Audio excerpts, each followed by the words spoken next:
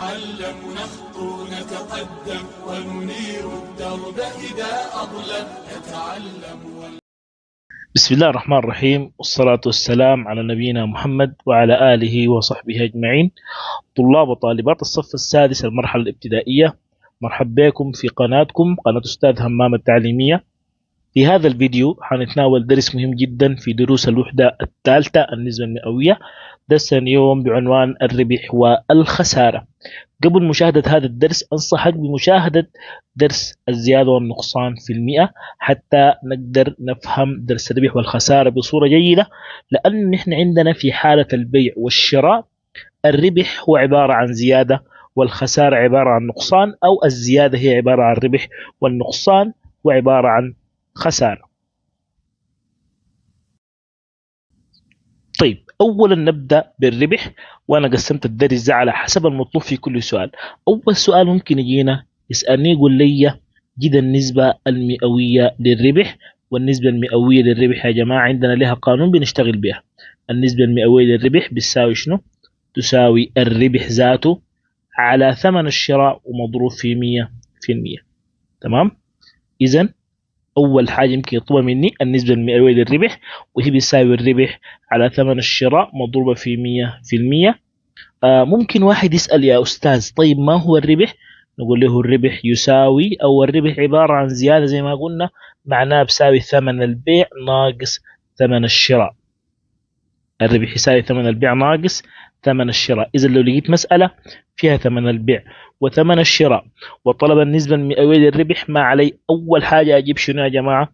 هنا نجيب أول شيء الربح. بعد ما نجيب الربح نجيب النسبة المئوية للربح. طيب نشوف مثال. قال اشترى تاجر بضاعة بمبلغ 100,000 جنيه، دي عبارة عن 100,000 جنيه، وباعها بمبلغ 120,000 جنيه، فكم النسبة المئوية للأرباح؟ أول سؤال جاني عن النسبة المئوية للأرباح. لو لاحظنا اشترى تاجر بضاعة بمبلغ، إذا نكتب ثمن الشراء. أول حاجة ثمن الشراء بيساوي زي ما قلنا 100,000 جنيه، ونكتب تاني ثمن البيع وباعها بمبلغ. ثمن البيع يساوي 120,000 جنيه. طيب زي ما قلنا إذا طلب مني النسبة المئوية للأرباح، أول حاجة بجيبها هي الربح زي ما اتفقنا، وبساوي لي شنو؟ ثمن البيع ناقص ثمن الشراء. نجي نطرح ثمن البيع ناقص ثمن الشراء، حلقة حيساوي لي 120,000، نطرح منها 100,000. 120,000 ناقص 100,000 بيساوي لي 20,000 جنيه. الحاجة الثانية زي ما قلنا نعوض مباشرة في القانون، قانون النسبة المئوية للربح بيساوي لي شنو؟ النسبة المئوية للربح تساوي الربح ذاته أو مقدار الربح مقسوم على ثمن الشراء ومضروب في 100%. كلام جميل. نعوض. يساوي الربح جبناه 20,000، 20 معها 1000 مقسوم على ثمن الشراء اللي هو 100,000 ومضروب في 100%. نجي نختصر الثلاثة أصفار يمشوا مع الثلاثة أصفار، والمية تمشي مع المية، والعشرين معها علامة في المئة، يساوي لي 20%. إذا إذا أداني مسألة فيها ثمن الشراء وثمن البيع وطلب النسبة المئوية للأرباح، أكتب ثمن الشراء وثمن البيع وأجيب الربح يساوي لي ثمن البيع ناقص ثمن الشراء. بعد ذاك أجيب النسبة المئوية للربح بيساوي الربح على ثمن الشراء مضروبة في 100%.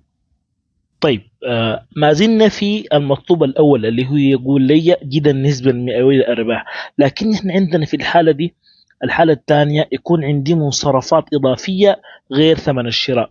يعني اشتريت بضاعة مثلا ورحلتها، حيكون في ثمن بتاع الترحيل محسوب في شنو؟ في حاجة اسمها التكلفة.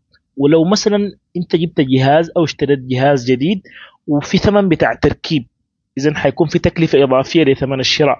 او اشتريت جهاز معين وصينته، حيكون في ثمن بتاع صيانة. اذا نقول في حاجة اسمها التكلفة اللي هي المنصرفات الإضافية مجموع لها شنو؟ مجموع لها ثمن الشراء. إذا ما هي التكلفة؟ نكتبها بصورة رياضية. التكلفة بيساوي ثمن الشراء زائد المصرفات. طيب واحد يسأل المصرفات دي شنو يا أستاذ؟ المصرفات دي يا جماعة ممكن تكون ترحيل، ثمن بتاع ترحيل، أو تركيب، أو صيانة، أو إصلاح إلى آخره. أي رسوم إضافية على الشراء تعتبر عبارة عن مصرفات. طيب في الحالة دي عندنا الربح قانونه بيتغير، حيساوي لي ثمن البيع، ما حيكون ناقص ثمن الشراء، إنما ناقص التكلفة. وأيضا قانون النسبة المئوية للربح حيتغير لي. النسبة المئوية للربح كانت مقسومة على ثمن الشراء، لكن هنا حتنقسم على التكلفة، حيساوي لي الربح على التكلفة مضروبة في 100%. طيب ناخذ مثال نطبق عليه. قال لي اشترى آدم دراجة بمبلغ 7500 جنيه، ثم صرف عليها على إصلاحها مبلغ 500 جنيه، ثم باعها بمبلغ 9000 جنيه، فكم النسبة المئوية لأرباحه؟ طيب ثمن الشراء كم يا جماعة؟ أول حاجة نطلع ثمن الشراء، اشترى بكم؟ 7500. هل دفع حاجة ثانية على ثمن الشراء؟ أيوة، صرف على إصلاحها مبلغ 500. نقول الإصلاح كان بكم؟ 500 جنيه. إذا من هنا نحسب التكلفة مباشرة يا جماعة. التكلفة حيساوي لي ثمن الشراء زائد ثمن الإصلاح، حيساوي كم؟ 7500 زائد 500 حتساوي 8000 جنيه. إذا نحن حسبنا التكلفة، بعد ممكن نحسب الربح. الربح حيساوي شنو؟ زي ما اتفقنا لما يكون في تكلفة الربح بيساوي ثمن البيع ناقص التكلفة.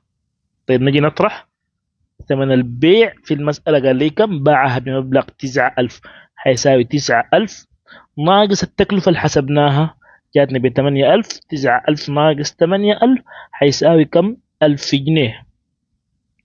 طيب نحن حسبنا الربح، بعد الخطوة الثانية مباشرة نحسب شنو؟ النسبة المئوية للربح. والنسبة المئوية للربح زي ما قلنا لما يكون في تكلفة حيساوي لي شنو؟ حيساوي الربح ذاته جبناه اللي هو 1000 جنيه مقسوم على التكلفة اللي هي هنا كانت 8000 ومضروب في 100%. ونجي نختصر الثلاثة أصفار مع الثلاثة أصفار، ونقسم 8 على 4 فيها الاثنين، وال100 على 4 فيها 25، حتكون 25 على 2% اللي هي بتتكتب 12.5%، لأنه 25 على 2 ب 12.5%. إذا إذا وجدت مسألة فيها ثمن شراء وثمن إصلاح أو تركيب أو صيانة وفي ثمن البيع وعاوز النسبة المئوية للأرباح، بحسب التكلفة أول حاجة. بعد ما أحسب التكلفة بحسب الربح بيساوي ثمن البيع ناقص التكلفة، وأخيرا أحسب النسبة المئوية للربح بيساوي لي الربح على التكلفة مضروب في 100%. طيب النوع الثالث من مسائل الربح وآخر نوع عندنا اللي هو إذا طلب مني الربح ذاته. الربح قال عاوز الربح، وفي المعطى عندي النسبة المئوية للربح، فهقول الربح بيساوي نسبة الربح مضروب في ثمن الشراء. تمام؟ إذا لو أعطاني نسبة الربح وطلب مني الربح بضرب نسبة الربح في ثمن الشراء. وأيضا قد يطلب مني ثمن البيع، في هذه الحالة ثمن البيع زي ما اتفقنا لأنه الربح عبارة عن زيادة حيساوي ثمن الشراء زائد الربح. تمام؟ لأنه عبارة عن زيادة. طيب جميل، ناخذ مثال تطبيقي. قال لي اشترى تاجر بضاعة بمبلغ 120,000 جنيها وباعها بربح 40%. أحسب ربحه. قال لي يحسب الربح وثمن بيع البضاعة. طيب بما إنه أداني النسبة المئوية للربح واداني ثمن الشراء وطلب الربح، هقول الربح بيساوي شنو؟ قانون أخذناه وسع يا جماعة، نسبة الربح مضروب في شنو؟ في ثمن الشراء، مضروب طوالي. لكن لازم يا جماعة في الحالة دي لازم النسبة المئوية نضعها في صورة كسر، يعني نعملها 40 على شنو؟ على 100 عشان نضرب بصورة أسهل. تبقى 40 على 100 مضروبة في 120,000. ونجي نختصر عادي يا جماعة، نشيل الصفرين هنا ديل مع الصفرين هنا، تبقى 40 في 1200. هنا في كم صفر؟ 1 2 3 في الضرب، حيكونوا في 3 أصفار في المسألة في البداية هنا، يعني حيساوي 0 0 0. و4 مضروبة في 12 حيساوي لي كم؟ 48. إذا الربح عبارة عن 48,000 جنيه بكل بساطة. السؤال الثاني قال لي أحسب الربح وثمن بيع البضاعة. اتفقنا لأنه الربح عبارة عن زيادة، معناها ثمن البيع ده حيساوي لي شنو؟ ثمن البيع حيساوي ثمن الشراء زائد الربح. طيب نجي نجمع. ثمن الشراء كان عبارة عن 120,000 جنيه، جامع له 48,000 جنيه. نجي نجمع الصفر زائد الصفر بصفر، الثلاثة أصفار دول مجمع لبعض بثلاثة أصفار، فاصلة 8 زائد صفر ب8، و2 زائد 4 ب6، و1 هنا ما في حاجة بنزله زي ما هو، هتبقى 168,000 جنيه. إذا ثمن البيع هو عبارة عن 168,000 جنيه. واضح؟ إذا لو اداني زي ما قلنا النسبة المئوية للربح، واداني ثمن الشراء، طلب مني الربح وثمن بيع البضاعة. الربح بيساوي لي نسبة الربح في ثمن الشراء، واكتب النسبة دائما في صورة بتاعت كسر، وثمن البيع بيساوي ثمن الشراء زائد الربح، لأنه قلنا الربح عبارة عن زيادة. طيب نتكلم عن الخسارة. عندنا نوعين من مسائل الخسارة. النوع الأول يطلب مني النسبة المئوية للخسارة. يطلب مني النسبة المئوية للخسارة تساوي، قانون شنو يا جماعة؟ تساوي الخسارة مقسومة على ثمن الشراء ومضروبة في 100%. زي ما تكلمنا قبل شوية في الربح، الخسارة ذاتها مفترض يكون عندها قانون. الخسارة لأنها عبارة عن نقصان حينقص الثمن بتاع الشراء، حيساوي لي ثمن الشراء ناقص ثمن البيع. إذا في المسألة يديني ثمن الشراء وثمن البيع، ويطلب مني النسبة المئوية للخسارة. حيكون عبارة عن شنو؟ النسبة المئوية للخسارة بيساوي الخسارة على ثمن الشراء في 100%، لكن أولا حيجيب شنو؟ الخسارة بيساوي ثمن الشراء ناقص ثمن البيع. نشوف مثال. اشترى تاجر فاكهة شحنة بمبلغ 25,000 جنيه، وباعها بمبلغ 22,000، اللي هو وجد جزءا منها تالفا، باع الباقي بمبلغ 22,000. فكم النسبة المئوية للخسارة؟ نطلع ثمن الشراء. أول حاجة ثمن الشراء اللي هو 25,000 جنيه، وثمن البيع اللي هو كم؟ 22,000 جنيه. لو لاحظنا الثمن بتاع البيع نقص من ثمن الشراء، إذا هنحسب الخسارة. أول حاجة تساوي ثمن الشراء ناقص ثمن البيع،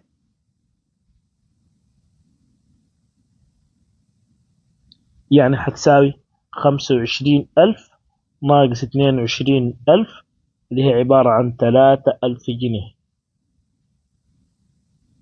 نحسب النسبة المئوية للخسارة.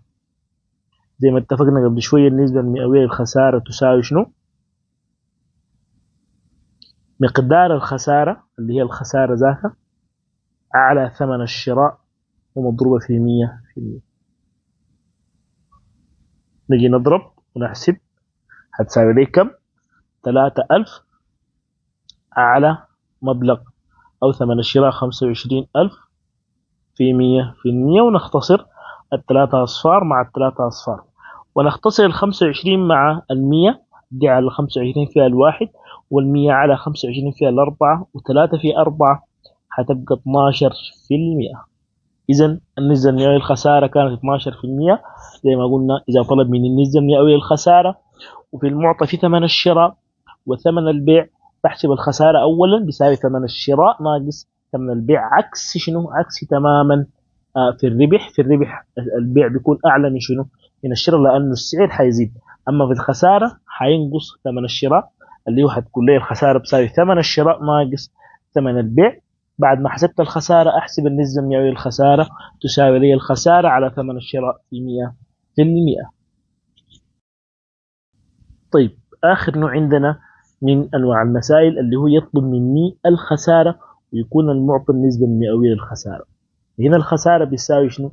نسبة الخسارة مضروبة في ثمن الشراء.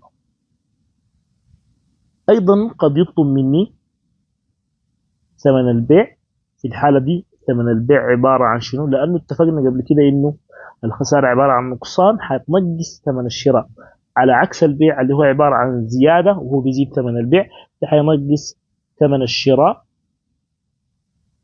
ناقص الخسارة. زي ما قلنا الربح بيزيد في ثمن الشراء، عشان كده ثمن البيع بيساوي ثمن الشراء زائد الربح. أما الخسارة بتنقص ثمن الشراء، عشان كده ثمن البيع بيساوي ثمن الشراء ناقص الخسارة. طيب ناخذ مثال نطبق عليه. اشترى آدم خروفا بمبلغ 7500، ده ثمن الشراء، وباعه بخسارة 10% بنسبة الخسارة. فبكم باع الخروف؟ عشان نقدر نجيب ثمن البيع لازم نجيب أولا الخسارة. الخسارة بتساوي شنو؟ زي ما قلنا نسبة الخسارة مضروبة في شنو؟ في ثمن الشراء، ولازم نكتب النسبة بصورة ألف على باء.